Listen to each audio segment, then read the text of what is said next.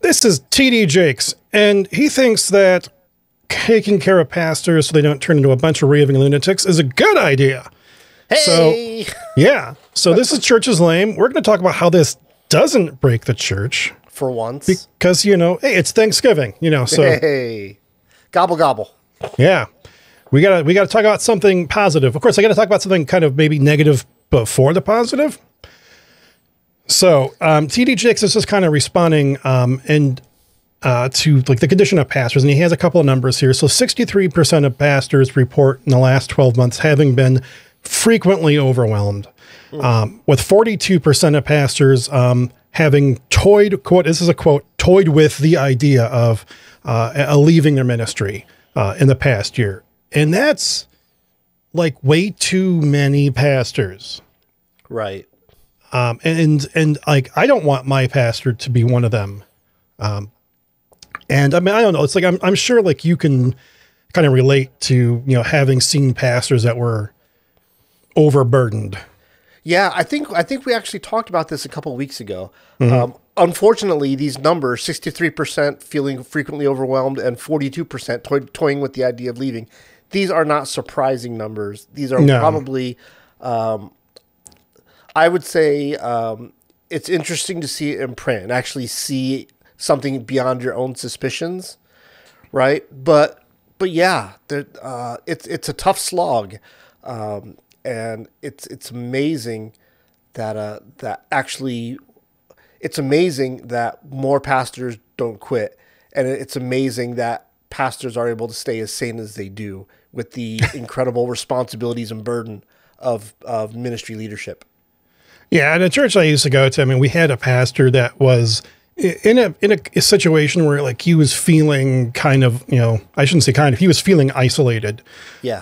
And that led to just a whole bunch of stupidity. I mean, bad things happened, not like super gnarly, like, you know, sleeping with the congregants bad, but you know, like he was making bad decisions, doing things he really shouldn't have done, but he felt like he was supposed to take charge of them. And he wasn't, you know, conferring with other people because he felt like he couldn't, like it was the expectation.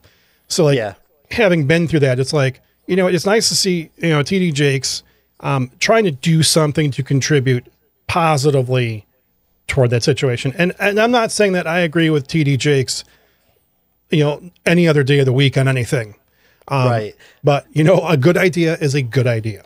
Yeah. I'm glad you mentioned that, because I wanted to say that as well. It's really important that we remember that aside from Joel Osteen and Brian Houston, very few people are 100% bad or 100% good, right? Like they have good days and bad days. They have great ideas and they have bad ideas. Every time they put their hand out and ask for money for a private jet, that's a bad idea. But every time they put their hand out and say, hey, could we get some money together so we can make sure that pastors like don't commit suicide like the one pastor did a few weeks ago? Can we make sure that never happens again? And so you just have to give credit where credit's due when a good idea comes out. Yeah, and especially since you know, he is making this and he's calling it the Faith and Mental Health Hub. Yeah. And he's making it a free resource. And Hallelujah. I think that's a great thing. You know, because I mean, there are other resources out there for pastors, but there's not nearly enough. Right. But making it a free resource, I think is a really great thing. Because, you know, it's something that, I mean, it's kind of small at this stage of the game. There's over a dozen videos that pastors can watch, but it's like, you don't have to make a monetary commitment as a pastor. So if you're unsure, if this is the kind of thing you need, like there's no risk. Exactly. So like, I'm hoping that will bring in pastors to want, you know, maybe who feel weird about mental health, kind of giving it a try, just to kind of feel it. Right. And the thing is, nobody ever, like, you go to seminary and you learn theology, you learn hermeneutics, you learn, you know, how to study the Bible, you learn how to preach, you learn how to teach, you learn how to do all these things, but nobody ever teaches you, how to be able to counsel people through burdens without living their burdens with them. Right. And so a lot of young pastors, especially, the burden of their congregations, the burdens weigh them down so much that that often it feels like they're drowning along with the people they're trying to rescue. And so I'm all for this resource if it helps pastors identify that in themselves, or if it helps leaders identify that in other leaders and other members of their congregation to say, hey, you are in a bad place and we are going to send you on, 2-week, 4-week sabbatical. It just so you can get some healing and figure out where you are in this I don't know what's the right word, spectrum, right? In the spectrum of drowningness, Yeah, and I mean, this wouldn't be an episode of Church is Lame if I didn't complain about something. Well, that's who we are, right? So here's my complaint. And that is, having, when I was looking at grad schools to go to, I was looking at a lot of MDiv programs at the universities around here, which there's a lot to choose from. A lot, right? Yeah. And the one thing I noticed about like all the MDiv programs is that they were just really weird. I mean, it didn't seem like there was a really strong focus on ministry. Like it was, you had to have a class in like church administration and like this other thing and this other thing. So it's like they were trying to pack all these functions into a pastor. And I'm like, well, you're not as a pastor going to be good at like any of these. Right. And then consequently, I feel like it did kind of lack in the academics side of it. Like there's a lot of practical things. Of course, you expect that for a pastor to learn. But when it came to the academics, that's why I ended up going to Wheaton College, is because it was a more academically rigorous program, because I feel like, well, if lead pastors are taking on this much more diverse role, then there's a room and a need for people to become a little bit more specialized and focus on just kind of like the nerdy things. So when people have questions about, well, what does the Bible say, or what does the Bible mean, or blah, blah, blah, you have somebody who's very prepared to respond to that. Right. Yeah, I hear that. It's an interesting dichotomy. Nobody can be the master of all things. No. Yet very few churches get to the place where they become financially strong, right? Mm-hmm. And so you have church budgets that are dwindling to the point where the future of pastoralship is really like bivocational or multivocational, And so we're asking pastors to do more and more while paying them less, and certainly not expecting them to expect a full-time salary. So in a sense, even though we don't want them to become masters of everything, I don't know how to avoid it. Yeah, because like when you say, like a lot of pastors are bivocational, my pastor is a bivocational pastor. And it does put a lot more responsibility on us as a congregation to take charge about things, which I think is maybe generally a good thing. Mm-hmm. And that's one of the things when I was looking at this program, I'm kind of bouncing around the notes a little bit, so sorry about that. Yeah, I mean, because like pastors don't necessarily have the skills to take care of themselves, right? And so something like this, it's free, which means that like you or me, as congregants, like we can go and watch these things, and maybe it'll help give us skills, because a lot of people like, you and me, like we are involved in church ministry, but like it can teach us things that can help us to better take care of the pastors as well. So I think it's a good resource. It might be a good resource for just everybody. Absolutely. And I think it's one of the things that that it's really hard to put like a real metric behind is how valuable it is to have a celebrity name behind it, right? So in this case, tdjakes, right? Like I'm sure the internet is full of all sorts of crisis management websites and free resources, right? But who the heck knows where to go?